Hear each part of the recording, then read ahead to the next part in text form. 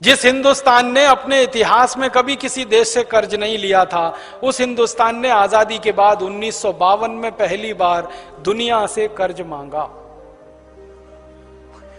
आपको यह सुनकर बहुत दुख होगा कि 1947 तक हम दुनिया में ऐसे देश थे जिसके ऊपर कर्जे का 1 रुपया नहीं था। फिर 1952 में हमारी सरकार ने विदेशी कर्ज लेना शुरू कर दिया। कर्ज लेना शुरू कर दिया तो कर्ज देने वालों ने अपनी शर्तें हमारे ऊपर लगाना शुरू कर दिया। आप किसी से भी कर्ज लेंगे तो फोकट में तो नहीं देगा वो।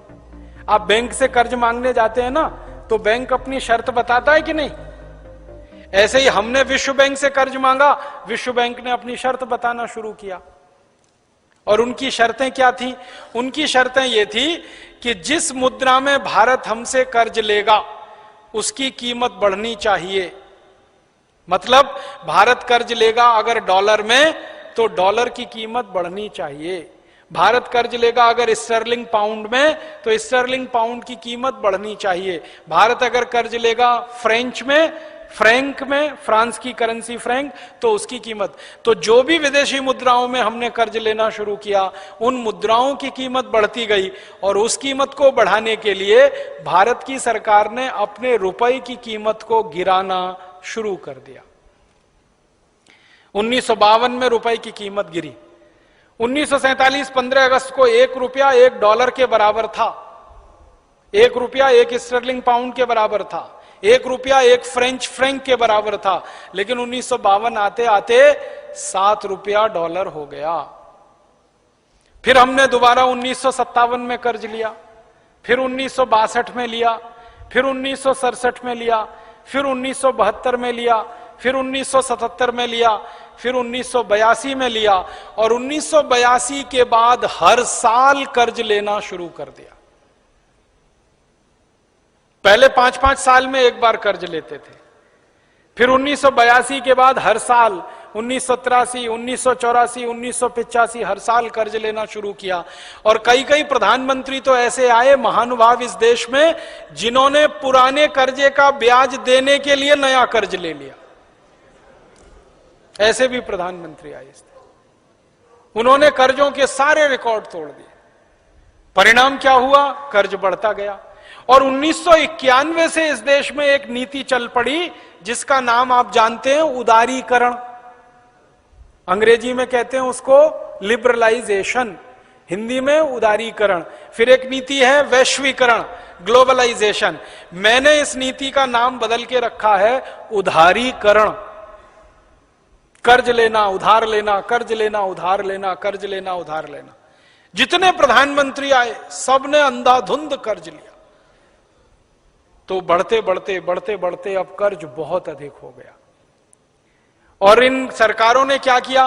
विदेशी कर्ज लिया, देश के अंदर से भी कर्ज लिया। दोनों तरफ से कर्ज ले लेके विकास करने की नींव डाल दी। सबसे खराब काम हुआ कर्ज लेकर विकास करना। हमारे भारत की परंपरा क्या है? जितनी लंबी चादर उतने लंबे पांव। यह भारत की परंपरा है। अगर हमारे पास कम पैसे हैं तो कम पैसे में ही काम चलाओ, कर्जा लेके मत आओ। यह भारत की परंपरा। लेकिन सरकारों ने इसका उल्टा कर दिया। उन्होंने कहा कि चादर अगर बड़ी नहीं है तो उधार की चादर ले आओ। तो कर्ज ले लेके देश के ऊपर इस समय लगभग 18 लाख करोड़ रुपए का तो विदेशी कर्ज हो गया, केंद्र सरकार और राज्य सरकारों पर। और लगभग 18 लाख करोड़ का ही देशी कर्ज हो गया। माने इस समय देश 36 लाख करोड़ के कर्जे में दबा हुआ है। अगर आप हिसाब निकालेंगे तो एक एक हिंदुस्तानी 36,000 रुपए का कर्जदार है। यह स्थिति हो गई। अब इसमें परेशानी क्या आई कि हमने जहां विदेशों से कर्ज लिया, अमेरिका से, जापान से, जर्मनी से, फ्रांस से, स्वीडन से, स्विट्जरलैंड से, उन देशों ने हमारे ऊपर शर्तें लगाई। तो पहली शर्त तो मैंने बताई, रुपए की कीमत गिराओ और जिस मुद्रा में कर्ज ले रहे हो उसकी कीमत बढ़ाओ। तो डॉलर की कीमत बढ़ते बढ़ते कहां तक आई? 1 डॉलर 1 रुपया था 1947 में, अब हो गया है 50 रुपया 1 डॉलर। माने रुपए की कीमत 50 गुनी कम हो गई। 1947 में 1 रुपया 1 स्टर्लिंग पाउंड था, अब हो गया है 80 रुपया 1 स्टर्लिंग पाउंड। एक करेंसी आई है दुनिया में जिसका नाम है यूरो डॉलर। 1 यूरो डॉलर 56 रुपया हो गया। हर एक दुनिया की करेंसी की तुलना में भारत के रुपए की कीमत गिर गई। हमारे ऊपर शर्त लगी तो हमने वो शर्त मानी। दूसरी शर्त हमारे ऊपर क्या आ गई कि जो जो देश से हम कर्ज लेंगे उन्हीं देशों की कंपनियों को भारत में व्यापार करने के लिए बुलाना पड़ेगा। अगर हम अमेरिका से कर्ज लेंगे तो अमेरिका की कंपनियां भारत में आएंगी, व्यापार करेंगी, उनको लाइसेंस देना ही पड़ेगा। अगर जापान से कर्ज लेंगे तो जापान की कंपनियां आएंगी, उनको लाइसेंस देना पड़ेगा। जर्मनी से कर्ज लेंगे तो वहां की कंपनियां आएंगी, उनको लाइसेंस देना पड़ेगा। तो भारत की सरकार ने 24 देशों से कर्ज ले रखा है, तो 24 देशों की 5000 कंपनियां घुस गई हमारे देश में धंधा करने के लिए। अब दुख और तकलीफ की बात क्या है कि हमने एक ईस्ट इंडिया कंपनी को 100 साल की मेहनत करके मार के भगाया था, और उसको भगाने में लाखों शहीदों की कुर्बानी देनी पड़ी थी। करोड़ों हिंदुस्तानियों को अपनी मां बहन बेटियों का बेइज्जती सहन करना पड़ा था एक कंपनी को भगाने में।